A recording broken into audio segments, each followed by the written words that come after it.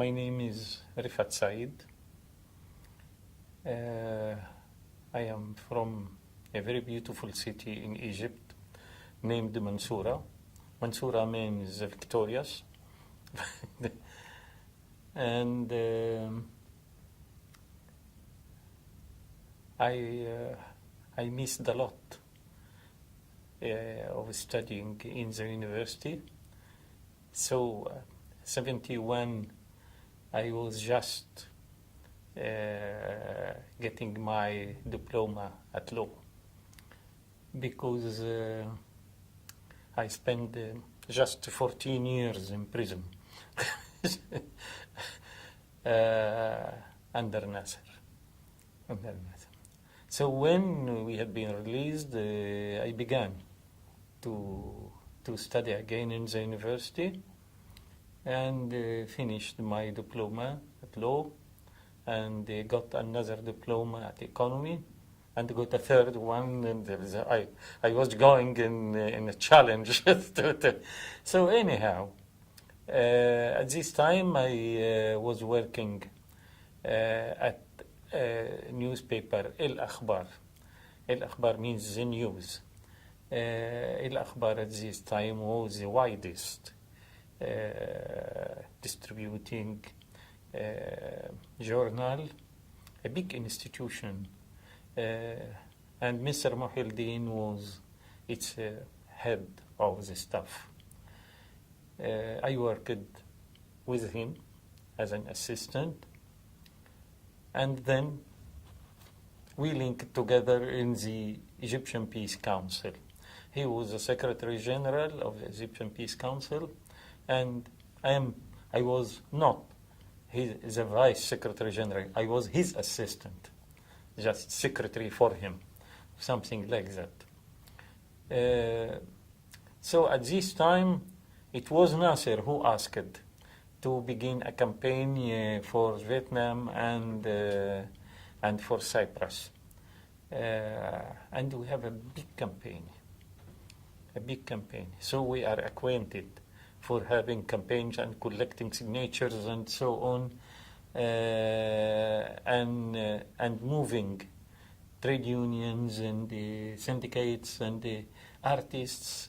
For instance, the greatest singer, Kulthum, the great singer, Mohamed both, all of them signed in supporting the Vietnamese people and Bangladesh after. So we began to get this case of Bangladesh. First of all, at 70, Nasser died. And so we are dealing with another president who are not so much interested in such crazy things against the Americans, and so he was directing himself towards the United States. In the same time, he began to ask us to calm but we refused. We continued, and when began the campaign for Bangladesh, he was extremely furious. He don't want to lose his connection with Pakistan. And it seems that the Pakistanis at this time, I don't know, but it seems that they are extremely furious with these movements for Bangladesh. In spite of that, Mr. Muhyiddin, of course, we didn't want to sacrifice with him. So I began to work in this field. The very strange thing is that we collected about 30,000 signatures, and this was something great, because sometimes people said, "Where is Bangladesh?" We said it is near India, and it is near. But we discovered later that the word Bengal is an Arabic word. It shows the people whom are living in all this area, and even in all the books, they use it to so he is a Bengali, and he went to the Bengal earth, and so on. So we began to use this to raise the emotions of the people towards this people whom had been mentioned in all the history, while now they are suppressed and so on. So when we collected these signatures, first during this campaign, I had been arrested, and with 3 young people whom were working in this campaign of Bangladesh, because Sadat cannot stop the movement for Vietnam and for Cyprus, because it is dedicated in the people, and the Vietnamese war was something great, and Soviet Union was at this time also deeply interested in it. So, but he was annoyed with this Bangladesh. So they arrested me. And he knows very well that I am not too much interested by being arrested. He said, I know this man. He spent half of his age in prisons. What the meaning of sending him to, what the meaning of arresting him? Prevent him. And so, but they can't prevent me. So after collecting the signatures, we didn't know what to do with. So we have a high-level delegation and visited the office of United Nations representative in Cairo, and we accompanied, as I remember, the head of the journalist syndicate, and who was also member with us in the Egyptian Peace Council, and one famous singer, and so some personalities, high personalities, and met him and offered to him the signatures. And we said frankly, we don't know what to do with these signatures, and we trust you to raise it to the Secretary General of the United Nations. And the man was honest. He transferred it to the United Nations headquarters. And this means Sadat getting furious more and more. After the liberation, there was some celebration here in Dhaka.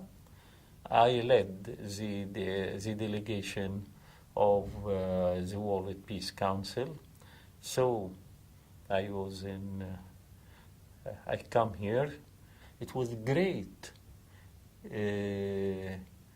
I think I had been asked to have a speech in an open air,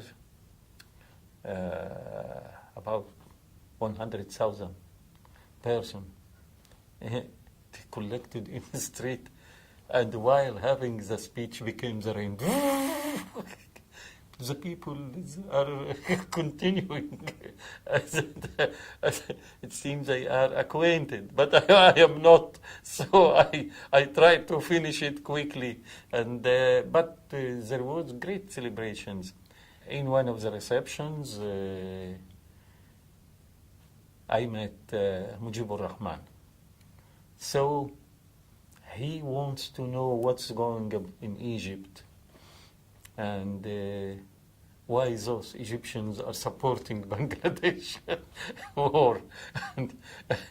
And so I sit with him 3 times. The first time just formal one, and I gave him some data about the situation in Egypt and so on. The next time was very significant, because he was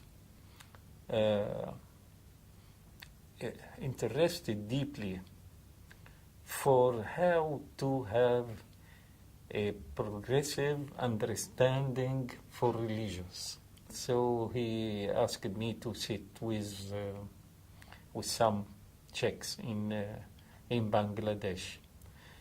Of course, at this time I was not so much understanding the thing, but it was amazing that they accepted anything I said, because I am just coming from the country of Azhar.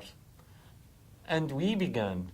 They asked tens of questions, and I used just logic to. After that, I returned to begin to study the history of Islam and Islamization and Islamists and progressive Muslims, and renewing the way of thinking, and those extremists which threw me for more than 30 years to fight against Muslim Brotherhood and so.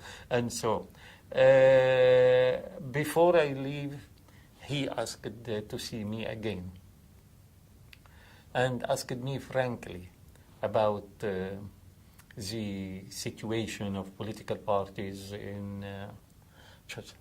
At this time, there was no political parties. There was just Arab Socialist Union built by Nasser.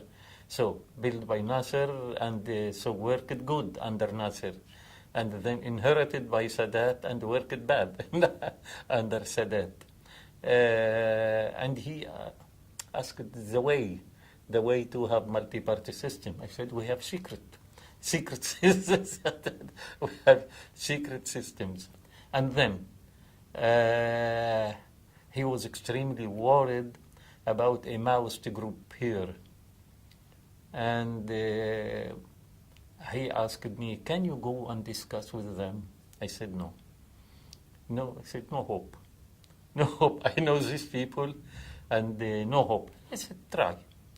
So, okay, they arranged.